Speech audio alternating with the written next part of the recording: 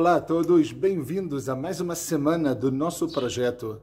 Nós estamos gravando esse vídeo no Yom HaShoah ve'Hagvura, no dia em que nós lembramos, recordamos, para que isso nunca volte a acontecer, de todas as vítimas que foram de uma maneira cruel, brutal e até mesmo animal assassinadas pelos nazistas, pelas forças que auxiliaram os nazistas nesse extermínio que a gente conhece numa história não muito antiga, pelo contrário, muito recente, e é por isso que nesse vídeo de hoje, de uma maneira muito especial e com muita emoção, eu gostaria de dedicar essas palavras para a elevação da alma de todos os Yehudim que tiveram as suas vidas tiradas pelo simples fato de serem Yehudim, pelo simples fato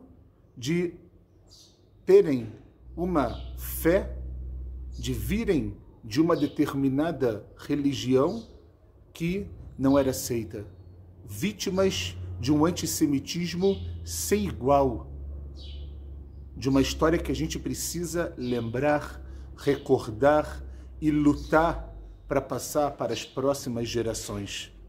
E é para eles que a gente dedica as palavras de hoje. Bom, estamos em Parashat Shemini.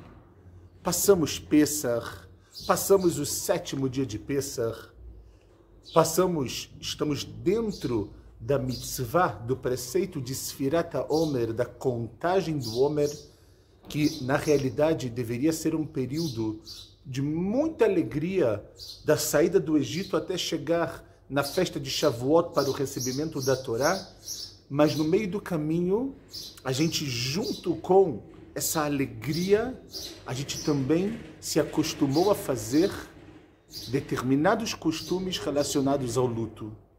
E o grande motivo, todos nós sabemos, o que a Gemara, o que o Talmud escreve, que houveram 12.000 pares de alunos de Rabi Akiva, ou seja, na prática, 24.000 alunos do Rabi Akiva, grande Rabi Akiva, shelo na'agu kavod ze bazeh, que não se respeitaram, que não aceitaram que o outro era diferente, que não quiseram, na frente deles eram uma coisa, e quando eles davam as costas, eles eram completamente outra.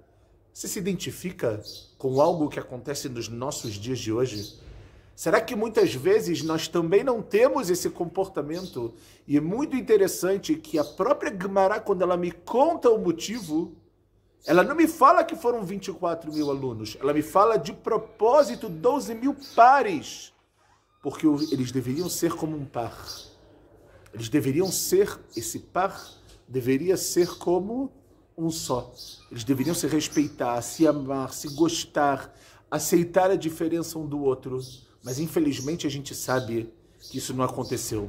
Então é por isso que a gente se acostuma nesse período até o dia de Lag BaOmer, o Sfaradim até Lag BaOmer, até o 34º dia do Omer, a gente acostuma a não escutar música, não ter festas, casamentos, a não fazer a barba, não cortar o cabelo, realmente para que a gente possa lembrar, para que a gente possa pensar o que eu hoje tenho a ver com esses alunos.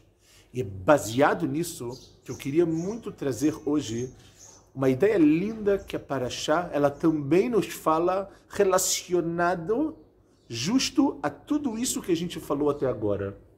Vocês sabem que a Parashá ela ganha o nome de Shmini porque ela se encontra no 8º dia da inauguração do Mishkan, do tabernáculo. Que alegria!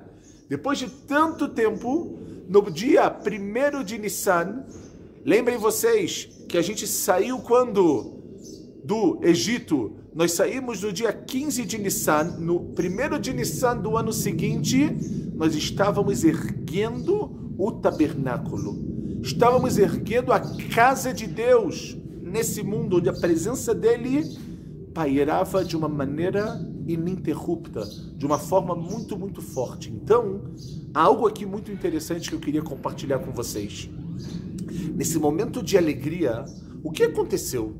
Então a gente logo vê que no 8º dia da inauguração está escrito que Karam Moshe le Aharon lebanav. Moshe chamou Aharon e seus filhos e para os anciãos e falou para eles, olha, ele deu para eles uma série de korbanot, uma série de oferendas que eles deveriam trazer para a inauguração, para a felicidade. A gente sabe que nos primeiros dias os Nessiim, os príncipes de cada tribo, também trouxeram uma determinada oferenda, determinados animais, mas aqui Moshe ele vem para Aharon e ele fala, ele diz, pega um egel ben bakar lechatat, ve'el leolat temimim, ve'akrev lifnei Hashem. Fala, olha, pega por favor um egel, que veio, obviamente, de uma carne para pecado, e um cordeiro, e etc. E aí ele fala depois, ve'el benei Israel, e para Am Israel tedaber lemor, fale dizendo o quê? Chuseir izim lechatat. Pegue um bode que ele é, na verdade, lechatat, vai ser também para uma expiação, para um perdão. Ve'egel vacheves benei shanat temimim leolá. E outros 2 animais para também uma oferenda de elevação. O Torat Kohanim, ele fala, o que é isso aqui? O que é esse Seir Izim Lechatat? Que ele pede, esse bode, que ele pede para justo agora, Bnei Israel, eles trazerem. O que está acontecendo aqui? Fala o Torat Kohanim algo muito interessante. Ele explica o seguinte, pessoal. Ele fala que esse Korban, no 8º dia da inauguração, no dia de muita alegria, que Am Israel estava eufórico, poderia, de uma vez por todas, olhar a presença divina, ver como a presença divina ela paira nesse mundo de uma maneira sensacional. E, de repente, o que acontece? Vem o Torat Kohanim e fala, isso é uma lembrança por um dos pecados, por uma das histórias mais difíceis de a gente compreender de todo o Tanakh, que é a venda de Yosef pelos seus irmãos. Nós temos explicações do porquê eles fizeram isso, a gente não vai entrar agora nisso, obviamente. Nós sabemos que eles eram tzadikim, eram justos e fizeram isso por uma razão, a gente agora não, mas é muito difícil de entender.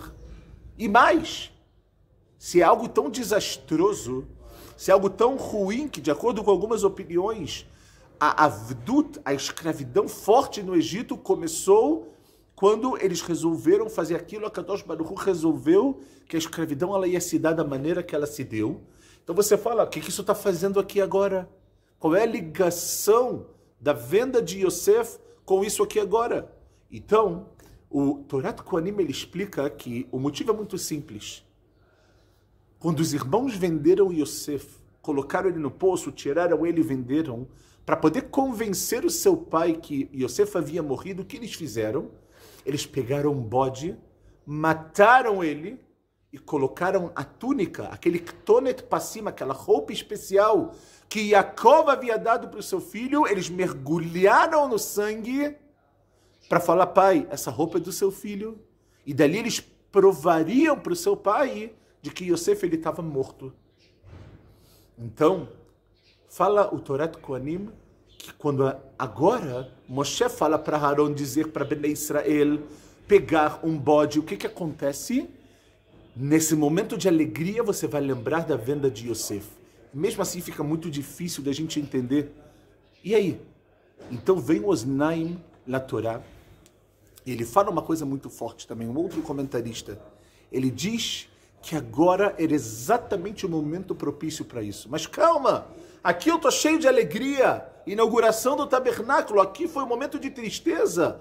A gente lê a história de Yosef, a gente fala como ele conseguiu viver, suportar tudo aquilo. E aí o Osnaim na Torá ele fala algo muito forte.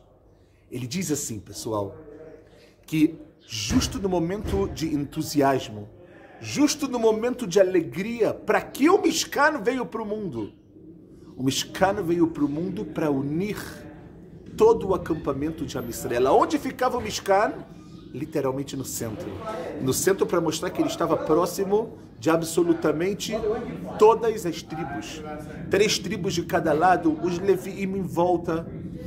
O Mishkan, ele mostrava que a distância para chegar até ele era a mesma para todos. Que todos diante de Hashem são iguais, todos foram criados Betzelem Elokim, com a imagem divina.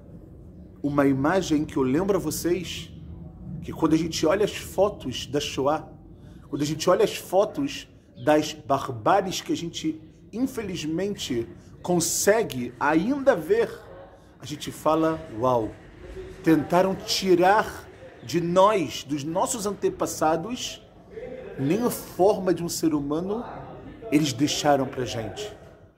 Além de todo o desprezo, nem isso eles deixaram. Então vem Osnaim la Torá, e ele fala que agora nesse momento é momento de lembrar Yosef. Por quê? Porque tudo que veio ali de Yosef, ele foi fundado em quê? Em um ódio que os irmãos tinham para ele.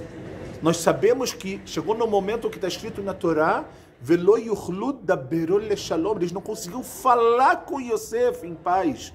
Eles não conseguiam pensar em Yosef de uma maneira positiva. Quando Yosef chega, Ine, balachalomotazé. Quem é esse homem aí, esse aí que sonha toda hora com a gente? Não, eles não conseguiam enxergar uma coisa positiva de Yosef. E quando vem o Mishkan, ele vem para mostrar para todos nós que, independente do que eu penso, da minha posição política, da minha posição religiosa e tudo que eu tenho na minha vida, para Kadosh Baruch Hu nós somos todos iguais. E é assim que a gente tem que olhar para o outro. Não como os irmãos de Yosef olharam, que não podiam falar com o outro nem com paz, mas sim com amor, mas sim com bons olhos, com respeito acima de tudo. E a gente vê que é aqui que é o ponto principal. A Kadosh Baruch Hu, ele está dando uma lição para a gente. Que mesmo quando a gente está alegre, a gente não pode esquecer que a finalidade do Mishkan, o lugar que a presença de Deus repousava, era porque era quando a gente tinha Ardut, quando a gente estava junto. Como a gente precisa disso. Como o nosso povo está precisando disso. Como a humanidade está precisando disso.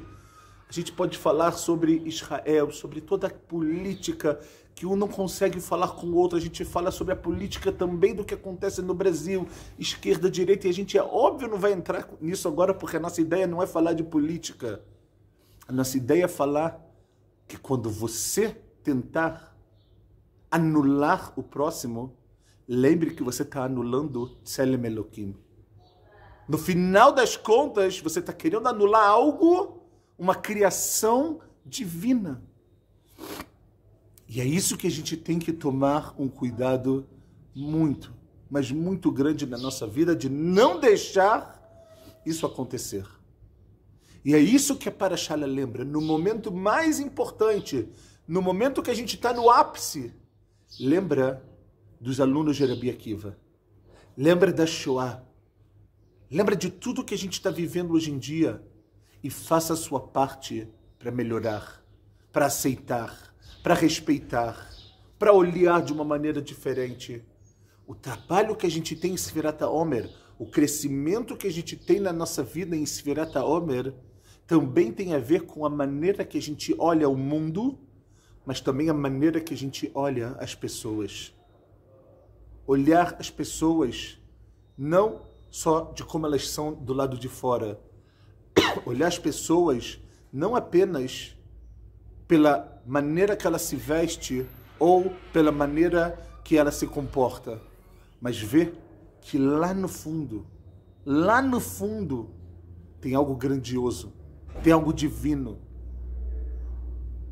E é algo que a gente precisa trabalhar para mudar, para melhorar e para se tornar, Bezrat Hashem, cada vez pessoas melhores, respeitando, olhando para frente, para que a gente possa, obviamente, nesse momento da nossa vida, nesse momento que a gente hoje lembra e recorda das pessoas que não tiveram chance de se defender por não ter um país, das pessoas que sobreviveram e tiveram que viver refugiadas e implorar para alguém dar autorização para elas chegarem aqui.